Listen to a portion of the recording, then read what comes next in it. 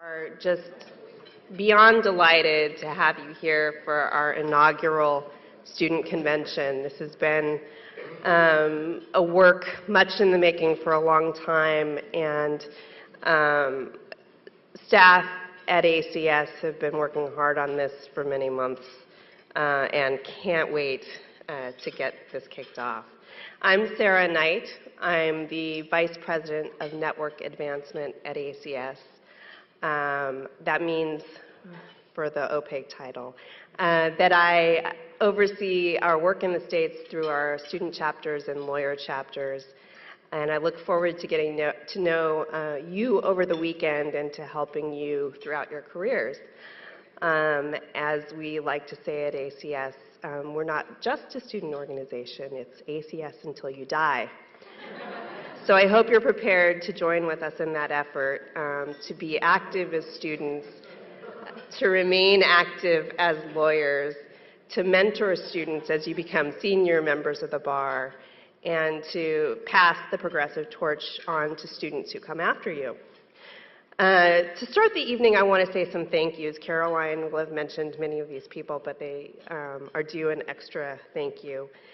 First to Stanford Law School and Dean McGill for hosting us, to the student chapter, which laid much of the groundwork for this to happen, to our sponsors, including the law school, Epic Systems, Gilardi, Google, Kurtzman Cartman Consulting, Rust Kinsella, Sussman Godfrey, Mark Chavez, Daniel Chiplock, Dennis and Gail Hayes, Pam Carlin, Mike Muty, Charles Siegel, Claire Silverman, and Mira Trahan, to our host committee, which are all listed in the program, to our amazing panelists who have come from across the country and from here in the Bay Area, and many of whom are spending their whole weekends with you, so please take advantage of getting to know them. To the ACS board, and especially our board members who are here with us, our chair, Peter Edelman, Tino Cuellar, board chair, Pam Carlin, and our student board member, Agatha Cole. It's my great pleasure tonight to introduce to you Judge Robert Pratt. And for those of you who have come to convention in years past, you've probably already made his acquaintance. He sits in Des Moines, Iowa, as a judge in the Southern District of Iowa, and he was appointed by President Clinton in 1997. And while that's frequently cited as the top note of his biography, if you've spent any time with him at all, you'll know that his personal top note is his time at the beginning of his career when he spent time as a staff attorney with the Polk County Legal Aid Society, and then in private practice where he represented Social Security claimants and unions. He's done incredible work on behalf of individuals who are both low income and in need, and I know that he holds that as sort of the central value of his heart. Pam Carlin has called him a liberal hero. We should all be so lucky and so talented. And I am proud to call him my friend and a friend of ACS. He should become your friend as well. Judge Pratt.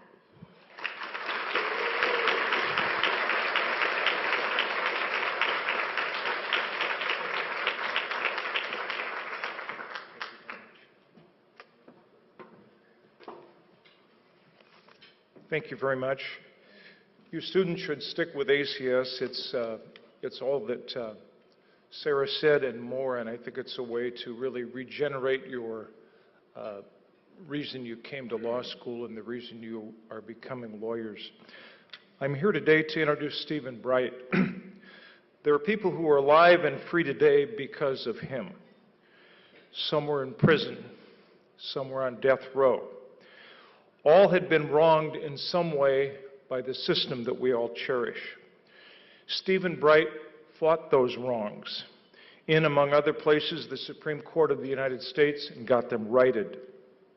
He's been doing that since 1979 in state and federal courts throughout the United States, and more particularly throughout the South. He's been giving help to the helpless and hope to the hopeless. If I were Pope, and I'm not out of the running. Incidentally, I would see that he was canonized. In case you don't know his credentials, here are a few. President and Senior Counsel of the Southern Center for Human Rights in Atlanta, where he has been working for prisoners and poor people since 1982. Visiting lecturer at the Yale Law School, where he's been teaching since 1993. He publishes a website, secondclassjustice.com, which I advise you to put on your favorite places. It's about injustice that was caused by race and class in the criminal courts. He's taught at virtually every major law school in the United States, written prodigiously, testified regularly, and most notably received the Thurgood Marshall Award from the American Bar Association and the Roger Baldwin Medal of Liberty from the American Civil Liberties Union, as well as scores of other honors. He is, if not yet quite a saint, simply one of the best lawyers of our time. You could do nothing more noble in your lives than to try to emulate him. I give you Stephen Bright.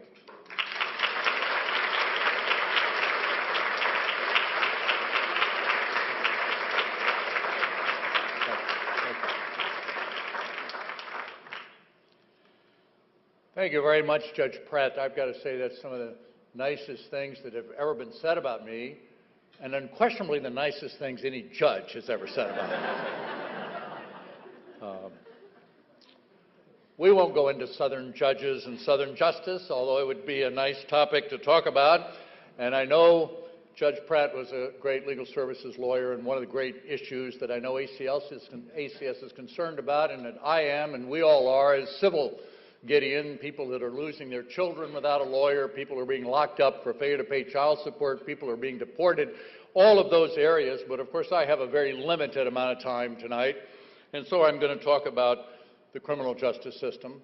And I'm going to talk particularly about the right to counsel, because as the reason for the theme of this conference is that on March the 18th we'll acknowledge, I don't think celebrate, the 50th anniversary of Gideon versus Wainwright. A remarkable case that's unimaginable in our legal system today. Unimaginable with the Supreme Court that we now have, that a man in Panama City, Florida, who's accused of breaking into a pool room would demand a lawyer in front of a judge, lose, be convicted, write his own handwritten petition. If you haven't seen it, look, I put that in my class materials for my students to read. And the Supreme Court appoints Abe Fortas, the greatest lawyer, one of the greatest lawyers in the country, to take the case. And the court declares that there's a right to counsel, that it's fundamental and essential, that it's necessary that people stand equal before the law, and this is indispensable to achieving that. It is unanimous. And Clarence Earl Gideon goes back to Panama City, and he's tried again, and this time Fred Turner, a lawyer, represents him. And this time he's acquitted. And Anthony Lewis, who wrote the marvelous story of Gideon's trumpet, wrote in the front page of the New York Times that day, today, Mr. Gideon, the only difference between the two trials was that Clarence Gideon had a lawyer. And today we saw that a lawyer made a difference. So we know right from the start the difference that lawyers make, the importance of it. The same day the court decided Gideon, it decided Douglas versus California, and said under the Due Process Clause that there was a right to a lawyer for appeal. And it repeated what it had said earlier in Griffin versus Illinois. There can be no equal justice when the kind of justice a person gets depends upon the amount of money he or she has. Here we are 50 years later. The right to counsel is violated in thousands of courts all over this country every day. Everyone knows that nothing is more important if you're accused of a crime in the criminal justice system than the amount of money you have. If you have enough, you're going to get one kind of justice, and if you have another, you may not have a lawyer at all. It depends upon money. In thousands of courts, from the municipal courts that serve as cash cows for their community, courts of profit, not courts of justice, all the way to the felony courts, people are not represented by lawyers at all. I was at the ABA just a few weeks ago, and they talked about no counsel courts, courts where there are no lawyers at all, where people come in. People are going to lose their liberty and come in and have no lawyer whatsoever. Or what I see so often, the most perfunctory, token, just non-representation in the process we call meet 'em and plead 'em, or in some places McJustice. I was down in Cordele, Georgia, and a whole line of people are all pleading guilty. They came to court a little earlier that day, never met a lawyer. And the judge told them, now, you can talk to either the district attorney or you can talk to the public defender. You get no suggestion that one might be more appropriate than the other if you're accused of a crime. And he said, I'm going to leave the bench for a little while and I'll be back. And sure enough, he did. And the public defenders talked to about 40 people. There were 3, and their investigator. And then the judge came back on the bench, and now after 3 to 5 minute conversations with lawyers, people lined up in front of the judge and pled guilty in groups. And the judge goes through a little colloquy with everyone, which everybody knows you just have to follow the script. One of the things he asks is, are you satisfied with your lawyer? One high school freshman was in the line. He was first time he'd ever been in court. He's pleading guilty to a felony. And he said, wait, he sort of looked startled. He said, well, I don't think I had a lawyer. He hadn't talked to a lawyer. He'd only talked to the investigator from the public defender office who had advised him to plead guilty. It probably didn't matter whether you talked to the investigator or whether you talked to the lawyer. This is not legal representation. If you only meet somebody and advise them to plead guilty and stand beside them while they're sentenced, you don't have time to do a confidential interview. A lot of these conversations take place when people are handcuffed to each other, and a lot of places where I practice, it looks like a slave ship is docked outside the courthouse. All these African-American men brought in, handcuffed to one another, and placed in the jury box or on the front row. And then the lawyer goes down and talks to each one of them. These are not confidential communications. If you're handcuffed to somebody, you can hear the conversations, and actually people sitting in the audience can hear the conversations. And then the judge takes the bench and everyone pleads guilty in his sentence, and that's it. That's all the representation. Sometimes these take place not in the courtrooms, but in jail courtrooms, which have all the majesty of a broom closet. Little courtrooms, makeshift courtrooms where people in jail are handled, where the public basically is excluded for all practical purposes and for good reason, because what's going on inside there is not anything we'd want people to see when we think about our justice system.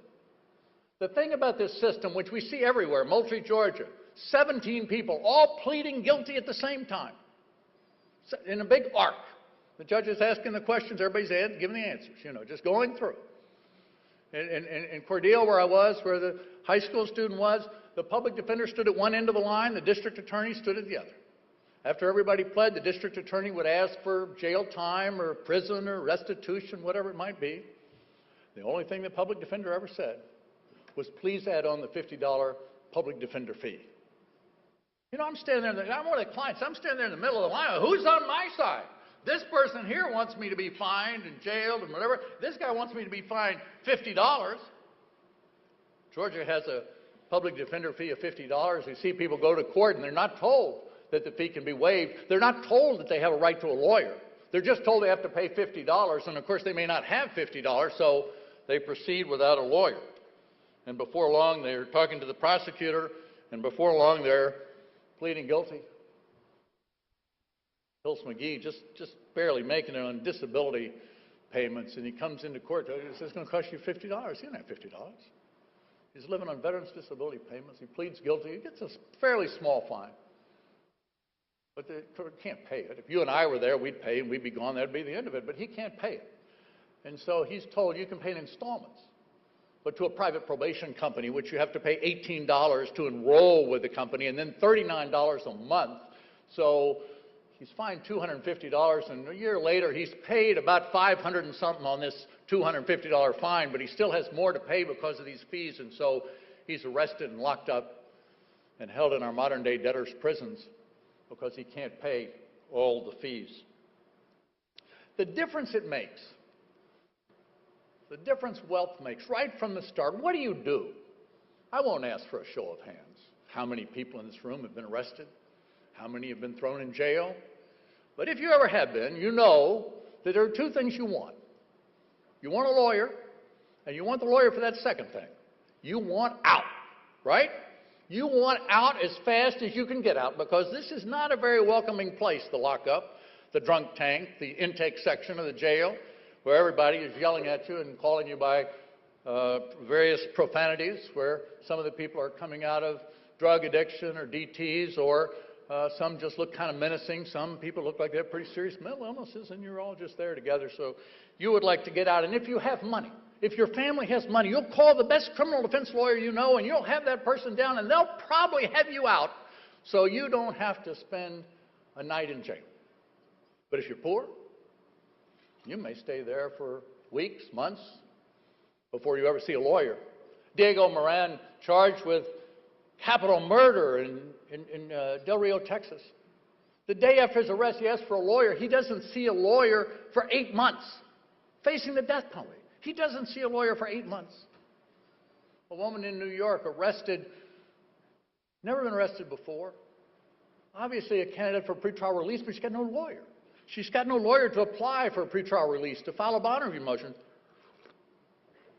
She desperately wants out. Her husband is on dialysis, and she's the person who takes him to dialysis. She can't get out because she can't get a lawyer. Lawyers are critical. I always say there's no such thing as a small case. Jacqueline Rimbrand's case was not a small case. She couldn't get to her husband, and he died because he didn't get to dialysis. Later, she was released on her personal promise to come back, personal recognizance, and ultimately the charges were dismissed. Chris Phillips, a schizophrenic man that I knew in Atlanta, arrested 2 weeks, not as long a time, just 2 weeks, but it was long enough for him to lose his job as a clerk in a store, long enough for him to lose the room he lived in. Chris was barely making it on the margins of society, suffering from schizophrenia. Now he's homeless.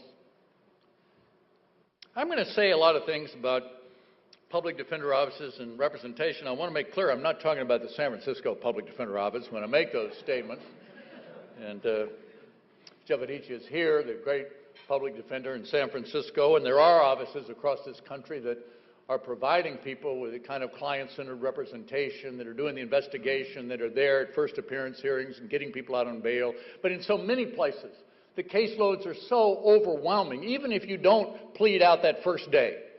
The representation, Catherine Kelly, the person who runs the Missouri public defender system, said our caseloads are so great, triage is our only way of practice. She said we're taking all kind of shortcuts. Innocent people are getting convicted. Cases are not being handled the way they should be because we just have too many cases. And of course, the reason for this is not any great secret.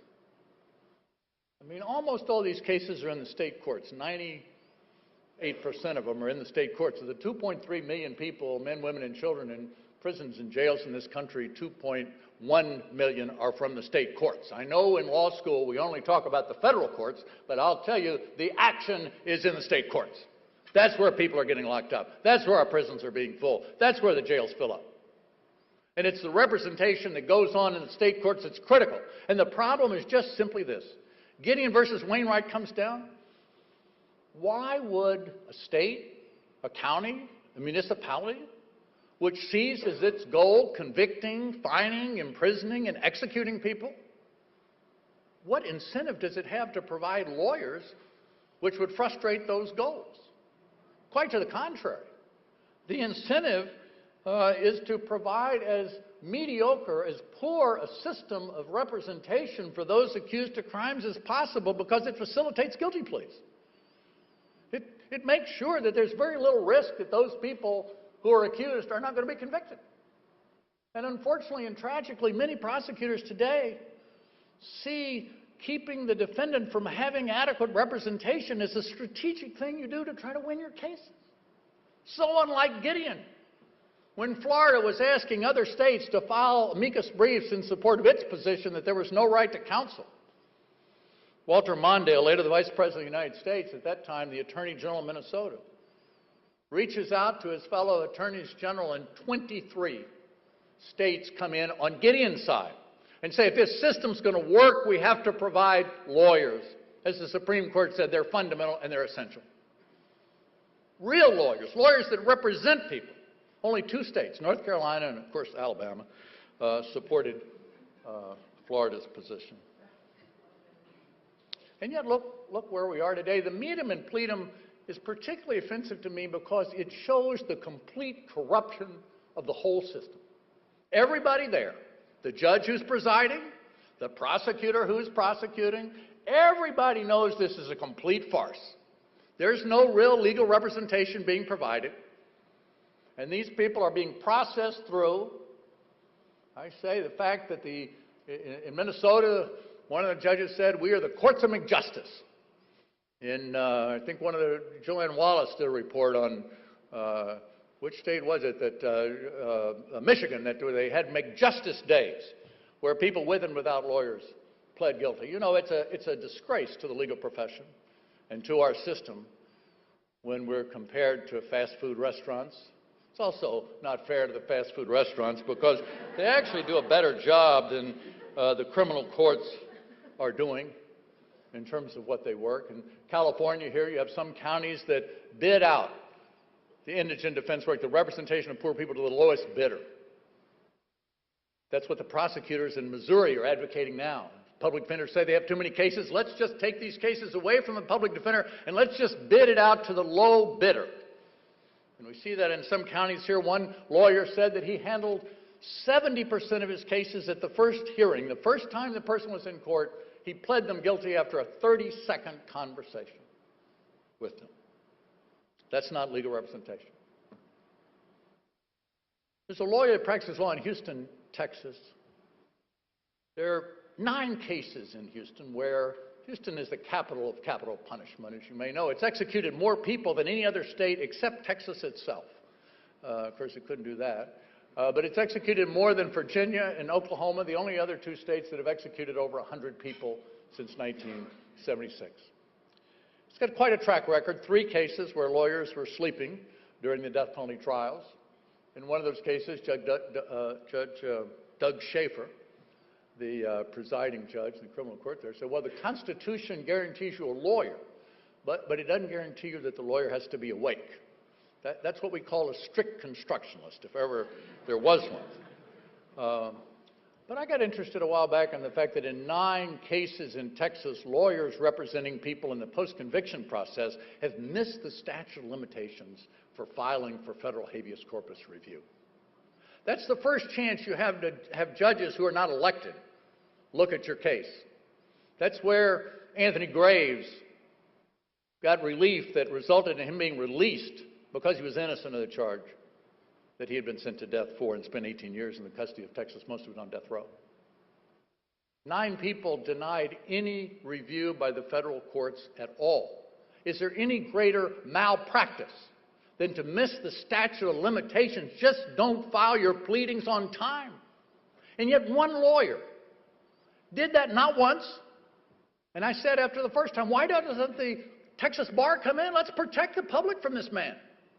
Where's the Texas Court of Criminal Appeals? Why doesn't it suspend this man? Why didn't it take him off the list of people who can handle capital cases? Then he misses it a second time. Where are they now? And then the third time. Well, at the very least, surely the judges in Houston will take him off the list of court-appointed lawyers and won't give him any more cases. Sure, even if they don't do that, surely they'll take him off the list of lawyers who are assigned death penalty cases. That was in 2009 when he missed for the third time. Today, Jerome Godnich, that lawyer, is handling over 350 felony cases in the courts of Harris County, Houston, Texas. 3 of them are capital cases. And you look at that and you say, do the judges care at all? Do they care at all about the quality of representation that poor people, we're talking life and death here. And this is the kind of representation people are receiving. Our latest from the 11th Circuit, which is one of those courts that sort of sees its role as coming on the battlefield after the battle and shooting the wounded, is in the case of Robert Wayne Holsey.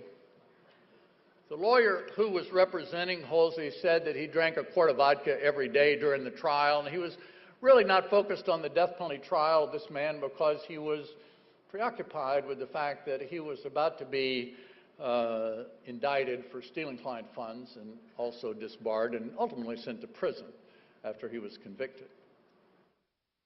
he didn't put on any evidence of the fact that Hulsey was very limited mentally, intellectual development was very limited, and that he grew up in a home and was the victim of violence that was so pervasive, so constant, so extraordinary, that the neighbors called his home the torture chamber. And yet the jury that decided whether Robert Hulsey would live or die never heard any of that evidence, never heard what limitations there were on his intellectual capabilities and his abilities to function in society. And of course the court does what it does so often, it just shrugs his shoulders and says, well, we don't think it would have made any difference. It's the Strickland Standard, which says no matter how incompetent the lawyer, we strongly presume that they're competent. No matter how clueless the lawyer, we strongly presume that every decision was a strategic decision, tactical decision. Lawyers that don't even know the law can't make a tactical decision. One lawyer I asked one time, name any case from any court, couldn't name any. How can you make a strategic decision? But then even when you find the lawyer deficient, just shrug your shoulders and say, well, we don't think it made any difference. How could a court possibly do that?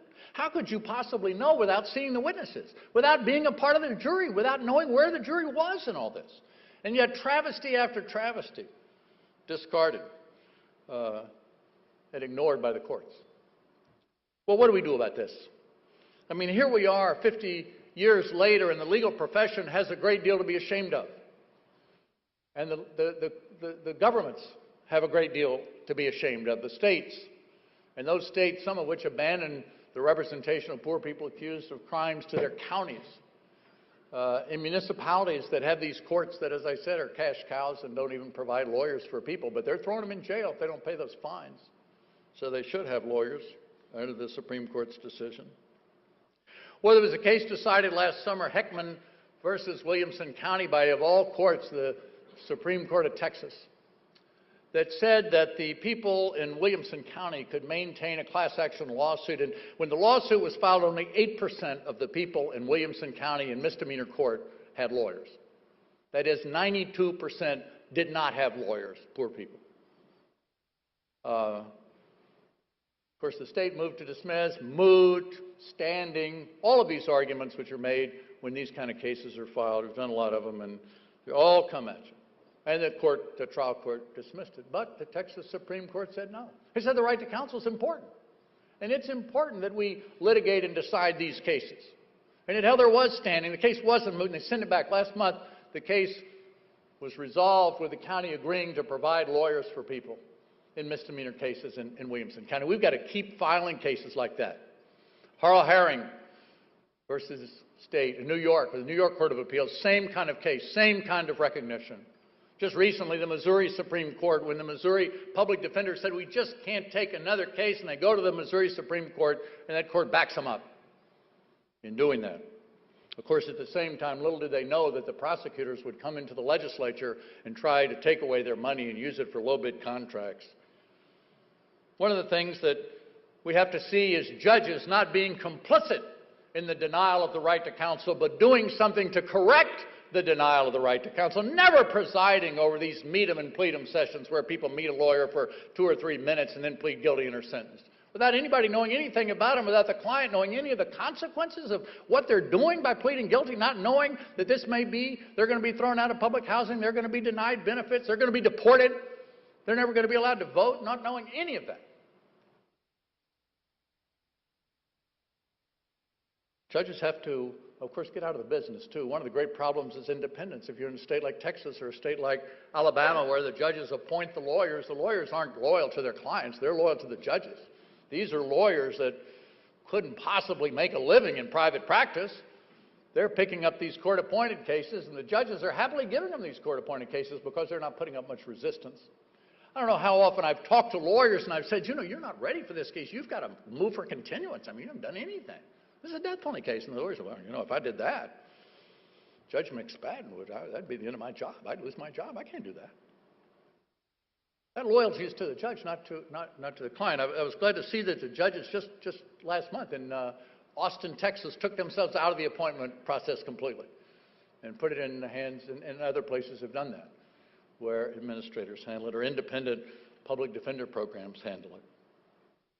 We've also got to see a change by prosecutors. A lot of you probably will become prosecutors. Some of you will. I say, when I talk to lawyers, lawyers have a monopoly on legal services. It has become a get-rich-quick scheme for lawyers, and a lot of people are making a lot of money out of it.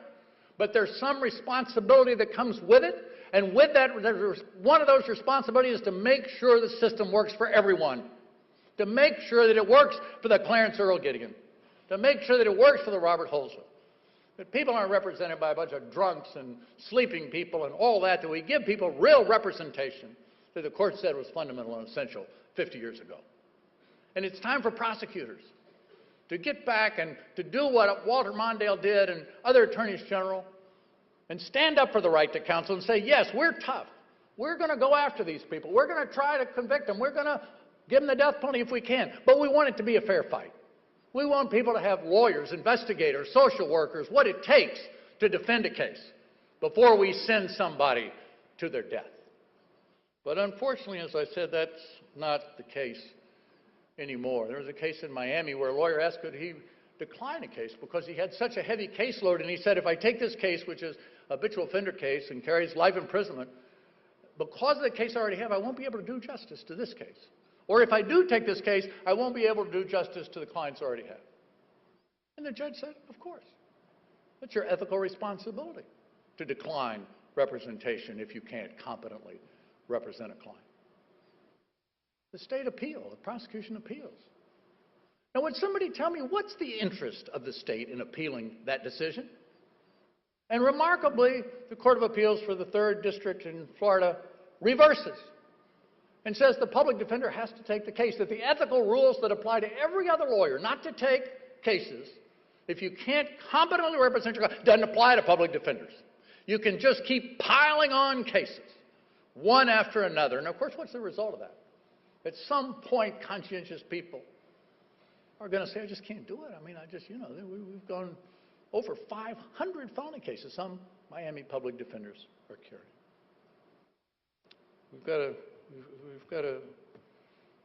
One of the great prices of this, there are prices, a lot of prices. Innocent people are convicted and the perpetrators remain at large. Sentencing is done without any individual consideration of the people who are before the court because nobody knows anything. Judges don't know anything, lawyers don't know anything. And so we have that. But beyond that, it deprives the system of any entitlement for respect and credibility and legitimacy.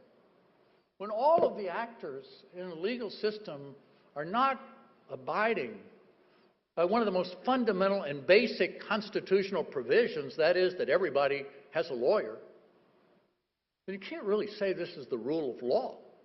You can't really say this is a system with any integrity. It has all the integrity of a professional wrestling match. And the result of that is a lack of confidence, a deserved lack of confidence in our criminal courts. We've got to shame people. We've got to go out and document what's happening. Law students, members of the American Constitution Society law students, law professors have to go out into the courtrooms and look at what's happening. The minute we get students in, we send them out to courtrooms and see what's happening. Count the constitutional violations. There are going to be a lot. There are going to be people pleading guilty without lawyers. There are going to be all sorts of things going on. But let's document it. Let's show it. Let's get it out there so people know about it. We got a public defender system finally in Georgia years after Gideon, 2003. 40 years after Gideon, only because we shamed them. We sued them. We publicized it. The Atlanta Journal-Constitution, the other media publicized it. And finally, it was just so embarrassing. Cases like finding out on the 3rd day of trial that the person sitting next to the defense lawyer was the wrong person. It wasn't the defendant whose case was being tried, and the lawyer didn't even realize that this was his client. It doesn't speak too well of your legal system when things like that happen. One of our interns at City Holly finds a man in the jail down in Cordele who's been there 13 months after being represented for the high crime of loitering, standing around while black, basically. 13 months, 2 Christmases in jail. Never saw a judge, never saw a lawyer. When she went to the clerk's office to see what was going on, they said, oh, that charge was dismissed 4 months ago. You mean he's still in the jail? And so this intern from Dartmouth gets this man released after 13 months of his life being taken away. These are throwaway people. Just treat it as throwaway people. And we've got to recognize that one of the most fundamental things we have to do is recognize the dignity of every person who comes before the court.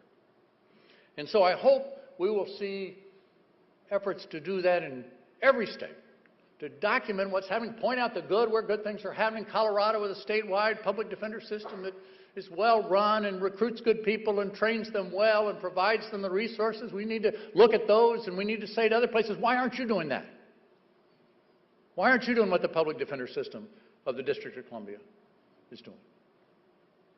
And then finally, my last thing is when you've asked a question and nobody's got the answer, do it yourself. Otherwise, I'll say, our lives are not our own. They belong to those who need us desperately.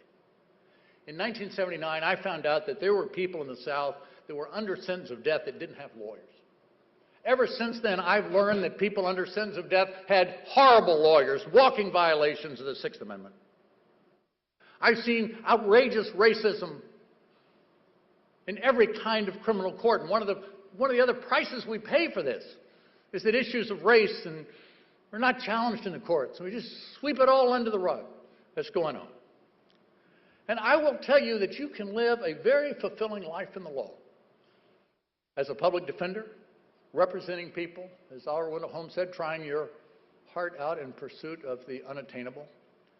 You may not be able, so often I say like the Underground Railroad, you may not be able, the people that worked on the Underground Railroad, they didn't know if they knew slavery would end, but they did not know when. We don't really have that knowledge here, I'm afraid, I'm sad to say. But they knew that no matter what, they could get some people across one at a time. And in my life in the law, I have found that getting one person across, my client, making sure that for the person I or the person a public defender represents, that Joanne Wallace or any of us represent, that for that person, Gideon versus Wainwright was not an abstraction. It wasn't just something to be read and thought about. It was reality because we gave people what Gideon said they were entitled to, one at a time, client by client, case by case. And the result?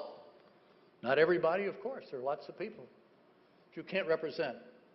But I tell people when they think about going to a public defender, they say, boy, in that office, it's really got some problems. I say, it's only going to get better. It's only going to get better if you go there. It's only going to change if you go there.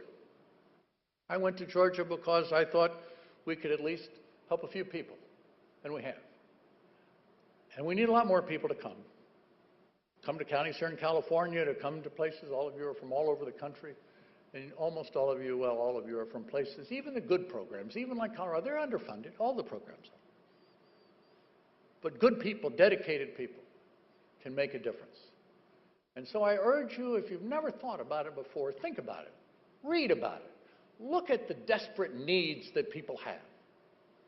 I got a letter from a woman in May who said, you know, she had been under arson charges for 3 years. She'd lost both her jobs. She couldn't get a job because these arson charges were pending. And the only thing her public defender would do was say, plead guilty and take 15 years. Plead guilty and take 15 years. And she said, I told him I'm not going to plead guilty no matter what, because I'll lose my license if I plead guilty. Nobody will ever take me seriously. But she said, but now because I've lost my jobs and because I can't get a job, I'm homeless. I'm living in my car. I can't make the next payment. I've asked to be put back in jail, or to be put in jail. She'd never been in jail. I'd asked to be put in jail because I'm afraid I'm going to die from the conditions of being homeless, or I might take my own life. That's how desperate the needs are. And I hope you will respond. Thank you.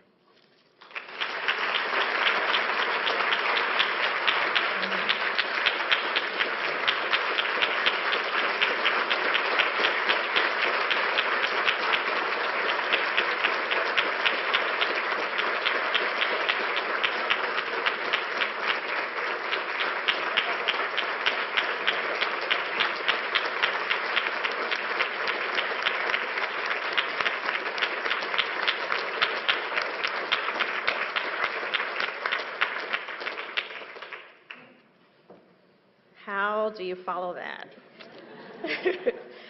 I won't, that's how. Thank you so much, Steve Bright. Thank you so much to everyone who's here tonight. I'm Zanelle October, Director of Student Chapters. That actually concludes our evening. Please stick around for a bit, enjoy each other's company. But I did want to announce that the first shuttle will leave around 8 o'clock and then another 8:30, and it's much bigger than earlier. Sorry about that. And thank you so much. We look forward to seeing you tomorrow. For those students who are going to stay out and have fun, our Stanford students have organized an outing tonight, after party, if you will. And they're around so they can help with directions and the like to get there. But we also have given you flyers in your packets. So thank you, and we'll see you tomorrow morning here, 7:30 for breakfast.